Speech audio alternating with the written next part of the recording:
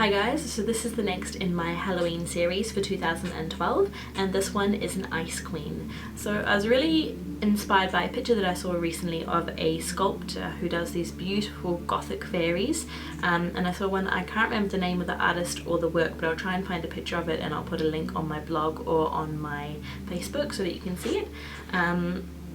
So that's where I got the inspiration for the eyes and the colour scheme of this makeup.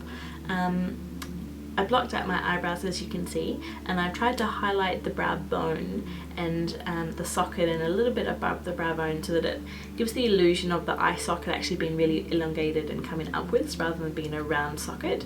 Yeah, so the crystals were an assortment of different crystals. The big ones, which are these little wee pointy ones, are ones that I actually got on the table setting from a wedding. I was at a wedding recently and they were just strewn across the table on this black fabric and they looked really gorgeous the way they caught the light, and I just thought that I would grab a couple of them because I didn't know what I wanted to do with them, but I knew I wanted to stick them on my face. The rest of them are an assortment of different colours and sizes. They're all silver or clear. Some of them are straight silver, some of them have got like a bit of an iridescent feel to them, and they're all different sizes. So they don't need to be even. I wanted them to be slightly organic and a little bit uneven, although somewhat symmetrical. Yeah. If you like the look, please feel free to rate, comment and subscribe so that I know that you like it and I'll keep on doing more. You can also follow me on my Facebook page, which is under Alchemy Makeup Artistry, and I post behind the scenes photos from jobs that I'm on for photo shoots and film work, and I always post all my new work on there. And you can also see the new music video that I worked on with a team of other fantastic makeup artists recently, and yeah, so if you go onto my Facebook page you'll be able to see that video. It's pretty awesome. I reckon you should check it out. Otherwise, if you like this look, please stay tuned and you can see how it's done. See you soon. I started out by just blocking out my eyebrows, and the technique that I'm using for this is the glue stick technique. Just make sure that you use a non-toxic glue and preferably one that's water soluble so that it washes off easily.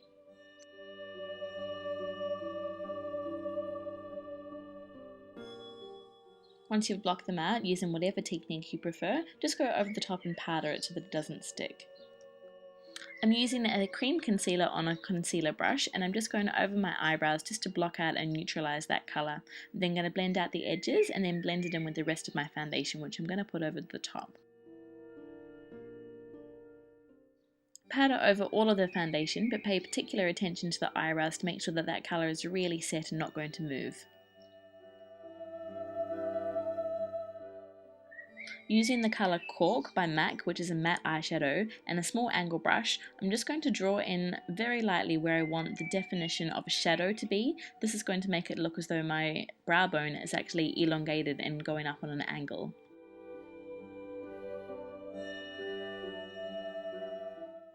Once you've marked out the angle that you want your brow bone to go, take a bigger brush and just build in the colour in the socket of your eye on the inner corner and blend it out gradually towards the outside. Apply the same colour underneath your eyes on the top of your cheekbone, and then take a bigger blending brush and just blend away any areas that are a little bit blotchy or uneven. Then take a light coloured matte eyeshadow and apply that on top of the shading. This is going to highlight it and make it look as though it's a brow bone.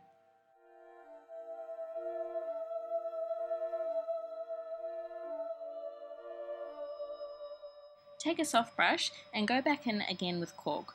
Apply this colour above where you put the highlight colour, and at the temples, take it up slightly. This is just going to add a little bit more dimension. I'm taking colour number 54 by Engelot, and I'm going to apply a little bit more of that colour in the inner corner of my eye and working outwards. Apply some of this colour underneath your eye as well, and then take a big fluffy blending brush and make sure all of the colours are smooth and well blended. For my lid colour, I'm using some of Meron's metallic powder in gold and mixing it in with a little bit of their mixing liquid. I'm then going to pat this over top of my eye. Wing it out slightly towards the outer corner.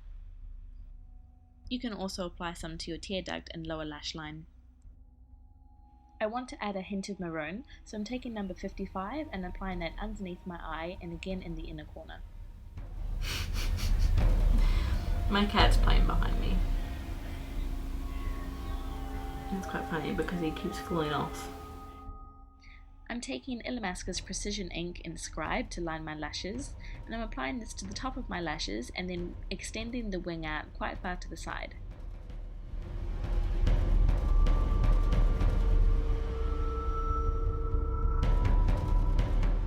Take Scribe again and start drawing 3 lines underneath your eye, fanning outwards.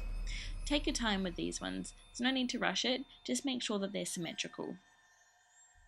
Once you've marked out where you want them, you can go back in with a fine brush and just fill in the detail. Link them all together and have them so that they start off thick and then fade out as they go down.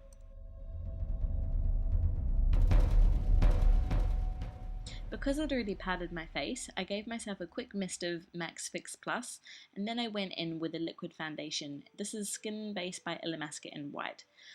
Misting your face first is just going to stop the colour from caking up when you apply liquid on top of the powder. Set it by going over the top with a white eyeshadow or a setting powder. Working backwards for a gradiating effect, I'm going back in with cork and then colour number 54 and 55. Leave the centre free and create a triangle shape. To give myself a little bit of shape, I'm going in with a contour colour under my cheekbones, along the side of my nose and under my jaw. Now let's add some crystals. I'm using an assortment of different sizes and colours and shapes of crystals. You can apply them with your fingers, or if you find it a bit easier, you can use tweezers.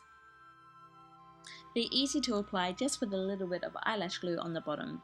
Press them on firmly to make sure that they stay in place.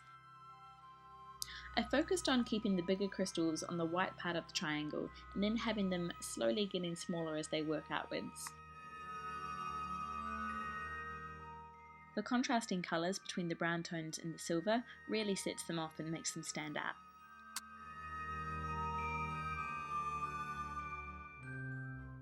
I wanted to add a little bit more dimension, so I'm going in with a really fine brush and a matte black eyeshadow right underneath the white. I'm taking a gold eyeliner and I'm lining my lips and then going to fill them in with the same colour.